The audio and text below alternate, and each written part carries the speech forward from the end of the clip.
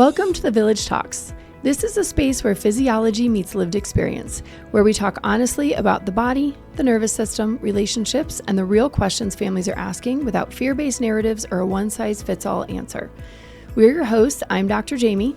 And I'm Dr. Brittany. We're chiropractors, perinatal specialists, and humans who work closely with families through preconception, pregnancy, birth, postpartum, and early parenthood. Whether you're preparing for pregnancy, currently pregnant, newly postpartum, raising a little one, or supporting someone who is, you're in the right place. Let's get into today's conversation. Hello, welcome to another episode of the Village Talks podcast. Today we will be discussing preparing for pregnancy. I think a lot of parents these days are really thoughtful and intentional about getting pregnant, and there really should be some consideration to this before the let's start trying, especially when we see an older population of first-time moms. The average age for first-time moms has been increasing in the U.S. for many years. So more time to consider this, and I think more intention for those who want to put into preparing your body, your partner's body, and just really thinking about what are the steps that we can take to set ourselves up for a really healthy pregnancy, so that you can think through that process and the birth process and be forward thinking. So this is just another sort of preventive measure. What are the questions we should be asking? What are the things that we can do? This will be kind of an overview of all the things that we would like to see people taking into consideration. If there's something specific that you have questions about, or there's a topic today that you would like us to expand on, again, drop it in the comments. We're always happy to add that to the roster for future episodes. I'm going to let Dr. Brittany start with her list of things that she thinks are really important to consider in this time before we're actually trying to get pregnant. A lot of it for me, it's such a broad question, but I love it so much. When we're looking at preparing for pregnancy is, where are you in your life? And where are you health-wise in your journey with all this? Because we haven't really been told, better now, more so these days, of our fertility and kind of understanding it, but it's still very surface level for us. And understanding it's not just your body as the woman or the woman who's getting pregnant. It's also your partner too. And what does that look like? What does their health look like? What does your health look like? Because it all blends together, right? It is a lot of both of you coming into this and deciding that you want to bring life into this world. And then how do you want your pregnancy to go? Because how you are health-wise is really important in understanding. It's not just understanding your fertility. It's understanding your metabolic health and what does that mean? What does it look like? How can we help it? And it's oftentimes very simple things, but that aren't the most easy to implement because you have to be consistent. Yeah. That's my biggest number one of if we want to do this, amazing. I'm so excited. Here are some of the steps that we need to take in terms of just looking at what your fertility looks like. Yeah. What does the blood work say? Blood work is nuanced in its own way because there are so many different ways to look at it, but just having a general overview of how is my metabolic health? I don't know. How's that sound for you? Yeah. I mean, I do. I think there's so many big picture things, right? I think there's kind of the nitty gritty health stuff. Like you said, looking at hormones, looking at blood work, looking at, do we have any existing nutrient deficiencies, right? Yeah. That we need to try to stabilize before trying to conceive. Then there's, bigger picture physical stuff of, are you exercising regularly now? Yeah. Do you want to exercise regularly in pregnancy? Because if you do, you're not going to start doing that when you get pregnant. Yeah. We look at things like how much caffeine do you drink? We're not just going to cut caffeine out when we get a positive pregnancy test. Yeah. So I think it's a lot of what are we putting in and on our bodies and looking at how those are impacting our overall health. Yeah. Not just specifically fertility. It's looking at our daily habits, right? Do you smoke? Do you drink? How are you sleeping? Are you exercising? Are you traveling a ton for work? All of these things are going to impact you in pregnancy. Therefore, they're going to impact your fertility. Therefore, they're going to impact your overall health. Yeah. So I think like a little bit of a detox or a cleanup on your life as a whole. Yes. So, I mean, it's both the simplest and the hardest place to start, Yep. right? Because Yeah. I think for some people, it is just like, well, I'm just going to get my hormones checked and then I'm going to get pregnant, or I'm just going to stop taking my birth control, or I'm going to have my IUD out, Yeah. or, you know, I'm going to start tracking fertility. Like, yeah, all of those things are really helpful and important, but that's already a step ahead of really where we want them to be. Exactly. Right. Yep. Like and it doesn't mean you have to eliminate all of your vices or your joy or your junk food or any of that, but it's really starting to understand how all of those things impact this bigger picture of your overall metabolic health. Absolutely. Because if you can start making small changes, you know, if you're like, well, we want to get pregnant in 3 years, or we want to get pregnant in 1 year, whatever that timeline looks like for you, the more time you have, the more gradual you can implement these things. And that does make it easier. Yeah. If you're like, well, I want to get pregnant next month, that's an aggressive timeline if we want to take all these things into consideration. Yeah. And even sometimes, like, even if you are the most metabolically healthy, sometimes it doesn't happen in a month. Sometimes it takes 3 months. Yeah. Sometimes it takes a little bit of time for your body to be like, oh, this is what we're doing. Oh, yeah. Okay. I'm going to do this and whatnot. The other half of it is your mindset that goes into it. Where are you on that level when it comes to bringing in human life? Because a lot of times it's, well, this is just the next step. Yeah. Or I've worked with couples who they never wanted kids, and now they're, 40 and 36, and they're like, oh, actually, we do want kids. Okay, so that's another shift that you have to make, because for so long you've told your body, this isn't happening. I don't want this, right? Yep. And now you're making a big shift of like, just kidding, I do want this, which is amazing. And at the same time, you have to go through that process of not mental preparation is not what I want to call it. It's more of opening up different realms. We get woo-woo of it, but you have to open up those channels in a way that can help facilitate this process as well, because everything is an energetic exchange. And that what you're telling yourself every day too is just as impactful as your metabolic health. Yes. And I think, for us, a lot of times where we are supporting patients is those who, for one reason or another, either are experiencing challenges with fertility or they anticipate that they will experience challenges with fertility. So, there are plenty of people out there getting pregnant, finding themselves pregnant, not on purpose. That's not necessarily the focus of this conversation. This is, I want to have kids at any point ever, and I want to be mindful and intentional about what I'm doing with my body up until that point. And we do see a lot of people who are super healthy. We'll see really, really active moms. We'll see, they are eating clean. They are taking supplements. It's like, okay, but what's your daily stress level? Like you also have a really important, really high stress job.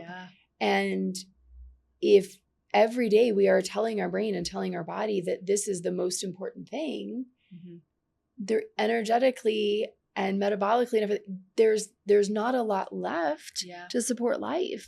So I think stress management is a huge one. So I absolutely believe we can be like, yes, I'm mentally, I am ready. I am so excited, right? The mindset shift has been there, but have we shifted our lifestyle and are we managing our stress in a way that also supports pregnancy?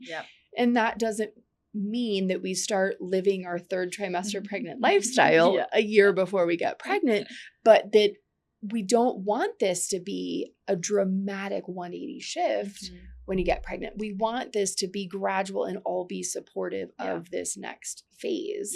And so, yes, that can look like, cleaning up your sleep habits. It can look like changing your diet, right?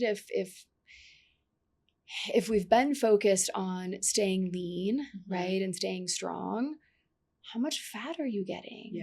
Right? Like less so than there used to be. There is still a lot of like anti-sugar, anti-fat, low fat, no fat. There's still a lot of sort of stuff that exists in the diet culture realm that isn't particularly supportive of fertility. Yeah. If you're not getting any healthy fats in your life, you don't have the building blocks for hormones. Yep. Right. Yep. So I think it is a mindset shift for sure, but it also has to be an intentional shift towards reducing metabolic stress on your body, reducing physical, emotional, chemical stress on your body, so that we are setting ourselves up for this environment where not only do your cells have everything they need to create and support life, but that your nervous system is able to also create and sustain this life, and in a way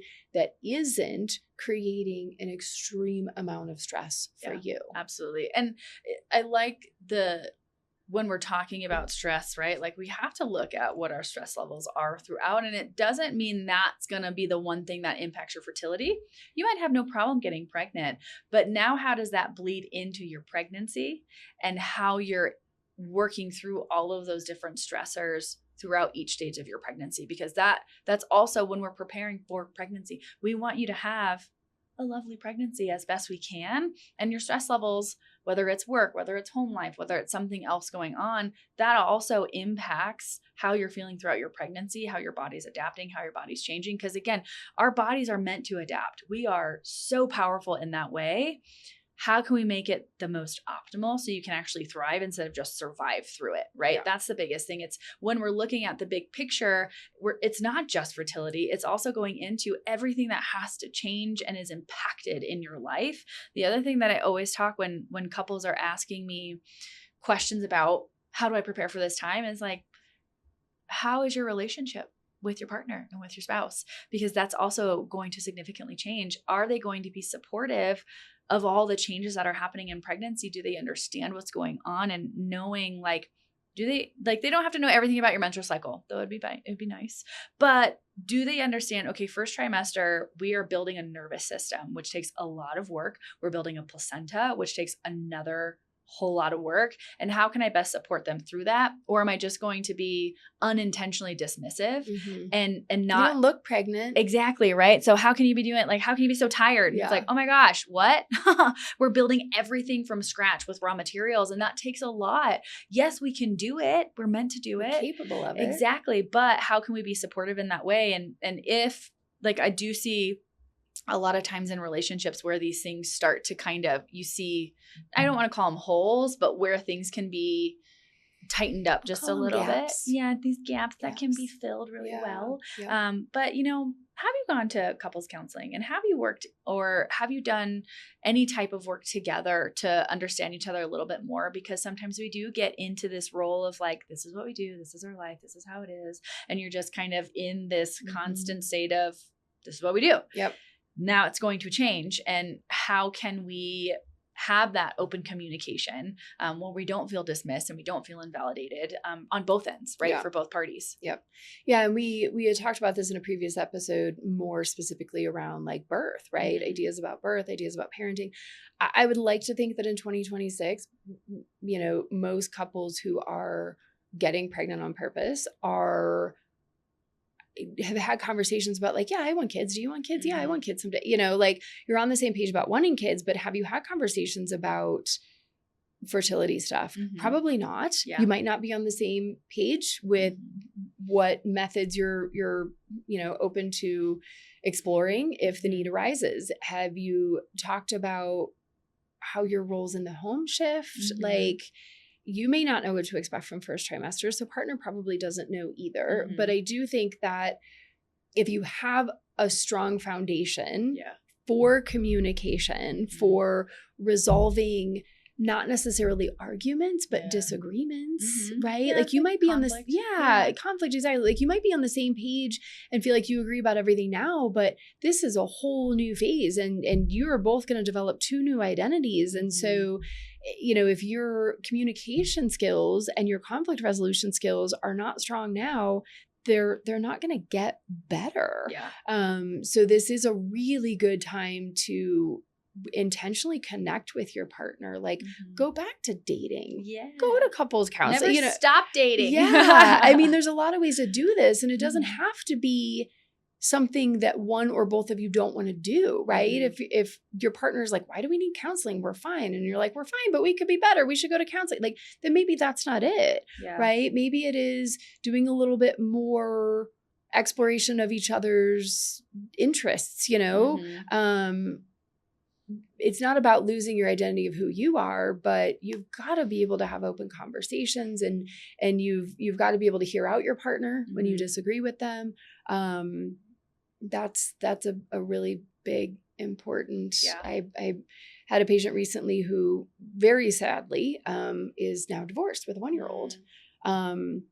And she's like, well, you know, looking back, there were some signs, Yeah. but she felt like it was kind of a switch was flipped after she got pregnant, and then through the early days with a baby. And that's really unfortunate. And hindsight's always 20/20. Yeah. But I would say, like, don't wait until you get to that point, right? Like, you and your partner need to have these skills before the additional challenges of pregnancy and parenthood. Absolutely. Yep. Yeah. And it's really, I was actually having a conversation with one of our clients earlier this week about a similar situation. We do see a lot of this come up in postpartum, mostly because there's lots of demand that people aren't used to, that push them to their breaking point sometimes, or very close to the edge. And it's, you know, when you think of being at home and one partner's at home and one partner has to go to work, but that one partner with the kids, it's not a 9-to-5 job where you can just turn your brain off when you get home. It is a 36-hour job. It is never ending, especially if you're feeding through the nights. Like, you're constantly, it's not like you no downtime. There's no downtime. Even if you're also blending in, like, we're doing laundry, we're cooking, we're doing this, and blah, blah, you're still managing a whole human being and helping them regulate their emotions, and you have to be regulated and all this kind of stuff. So it's constant. And what I see a lot that happens in postpartum is like, well, I just need a break. Like, I come home from work and, like, I just need an hour to myself. And the other partner who's been home all day is like, well, I haven't gotten a break today. I also need a break. Yes. And this is where the point of contention really comes into play. Yeah. Cause it's like, I know, like, you're home and this is like your place of safety and rest. And you feel like, well, you've been here at home all day in our place of safety and rest. And it's like, yes, but I've been on and doing and not a moment to myself. And that is something that I do think is really, really challenging for partners, especially those who work outside the home, to understand, because it's not a competition. Nope. Right? It's not the same hard, but they're both hard. It's not easy to be away from your baby all day and deal with the stress of your work environment and then come home and then also have these demands put on you. We're not saying that's easy. We just also need partners to understand that being at home, being on maternity leave, being a stay-at-home mom is not a vacation. Nope.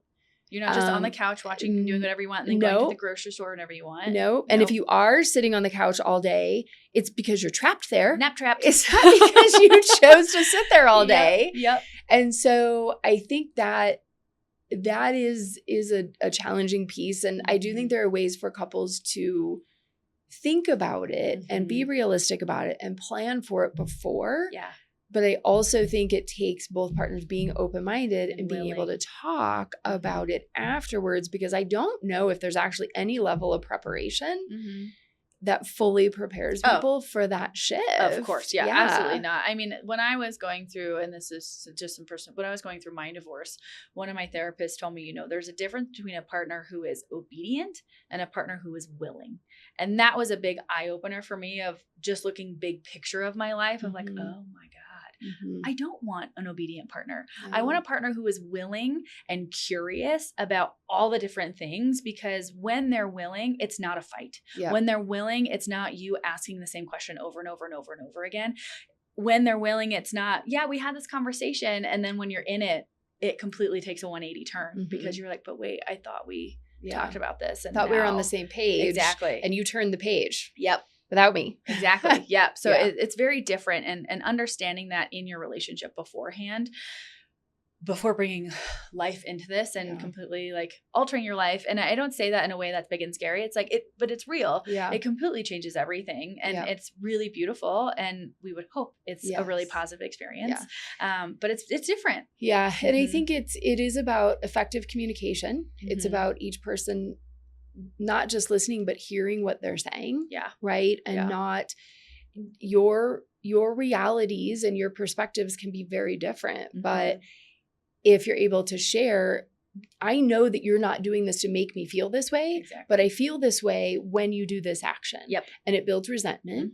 It builds anger. Yep. It builds, and the other person going, oh, well, I'm not doing that on purpose. And it's like, that's great. You're not a total a-hole, but also I can't help how I feel when you do that. Yep. And so then if the other partner has that perspective and can say, okay, well, I don't want to make you feel that way. What can I do? How can I change this? Exactly. This is effective communication of, if you are saying the same thing to your partner again and again and no change is being made, is it because they're unwilling to make the change, like you said, or is it because they don't actually hear what you're saying? Right? The way that you're telling them, they just don't get it. Right? Is there another way to say it? Because you want them to hear it. You want them to make change. This isn't working. Yeah. So I think effective and open communication before. Absolutely. Yep. And there's no magic answer because we all communicate differently. Yeah. This comes down to love languages. This comes down to how were you raised. Like there's a lot of nuances that go into that. And hopefully you figured some of this stuff out about your partner. And it doesn't mean you have it all figured out or that you have all the answers. But if you at least are willing and able to listen and try to have open communication and come to agreements together, that's going to take you really, really far as you are faced with and making a lot of decisions in pregnancy and parenthood. Absolutely. Yep. And that goes into how do we, before jumping into this experience, how do we regulate ourselves? What are our tools in our toolbox that we have learned that help us? Because again, like you said, it's different for everybody. Like, are you a person where acupuncture is really powerful for you? Or are we getting body work done? Or right? Like breath work, all this kind of stuff that people can do in more of the like preventative wellness space. Are you doing those things? Do you have things that you can, when you're feeling overwhelmed, when you're high stress, when things are really overstimulating for you, what tools in your toolbox do you have to be able to regulate? Because you're going to need them. Exactly. Yes. And I think that's a really, really important point on stress because earlier talking about all the different things that create stress, we can't always eliminate or reduce the stress. Exactly. That's not always feasible. So then that's not the answer. Yep. The answer then is, what are you doing actively? What tools do you have? What resources do you have to reduce the toll that the stress takes on your body? Yep. And so this, like you said, this can be body work, right? And people are like, I get a massage every month and I feel physically relaxed, mentally relaxed afterwards. Awesome. Yep. If you're listening to this and you can't name 2 or 3 things that help reduce your physical and emotional stress, it is your job to identify them. Yep. I don't care how old you are. I don't care if you're done having babies or you never want to have babies. Like, you deserve that. Absolutely. And sometimes this does mean getting other people involved. And sometimes this is a one-on-one thing. This can be meditation. This can be exercise. We see exercise used to reduce stress for a lot of people. And this becomes challenging in 3rd trimester when this is their only means of stress reduction. Exactly. So that's why I say you need 2 or 3. Yes. Because sometimes 1 or 2 aren't going to be available to you. And you've got to have something to fall back on. Yep. And maybe it's not as effective. Maybe you have to do it 3 times as long or 3 times as much to get the same stress relief you get from your favorite. But you need to have options. Because that's just it. There will be times where stress is high and you cannot reduce or eliminate that stress. So we have to be able to fall back on these tools because that's what your body needs from you to get pregnant, to stay pregnant, and to stay sane and grounded as a new parent. Absolutely. I would say those are for me, like when we're talking about just preparing for pregnancy, those are the big ones for me. It's more, it's not so much like you need to get adjusted, do acupuncture, check your hormones, blah, blah, blah. It's not so regimented in that way. It's really looking at doing like a mental audit of our life, Yeah. in And- my opinion. Yes. Yeah. And just life, like what aspects of your lifestyle right now Mhm. that have served you in the past or have been important to you for whatever reason Mhm. are not going to serve you and carry through going forward. Yeah. And it, like I said, it doesn't mean we cut out everything, Yep. but you are doing an audit, Mhm. right? What Yep. gets to stay? What needs to go? What do I need to modify? Yeah. Getting really vulnerable and honest with yourself. Yeah. About what's important to you and Mhm. why. Yeah. And does it get to stay Mhm. as we move to this next phase? Yep. Yeah. Yep. So great. Yeah. I love it.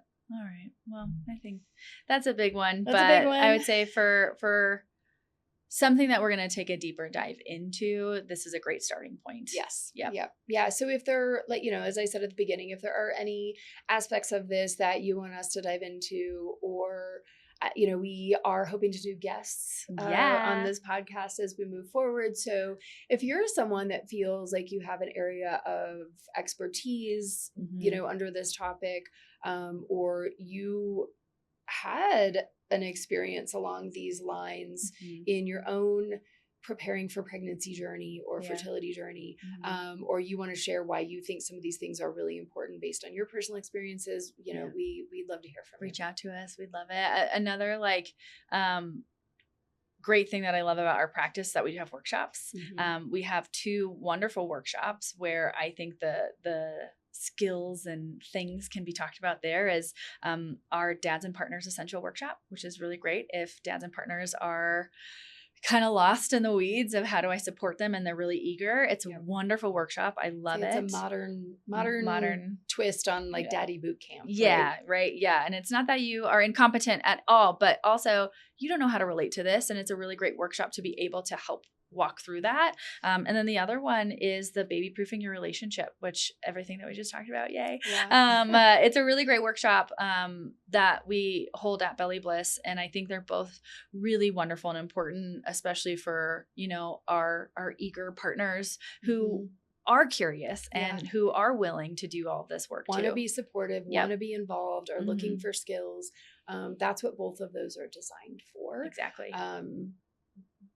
Not everybody has the desire to do that, but I think there are a lot of partners out there who really do want the education and the tools. Absolutely. And so we provide them through these 2 workshops. Yep. Yeah. I love it. Yay. All right, you guys. Well, thanks so much. We'll catch you next time. If you found today's episode helpful, you can subscribe, share it with a friend, or leave a review. It helps this podcast reach the families who need it most. You can find us at Belly Bliss in Denver and online for resources, workshops, and support. Until next time, take care of your body and trust its wisdom.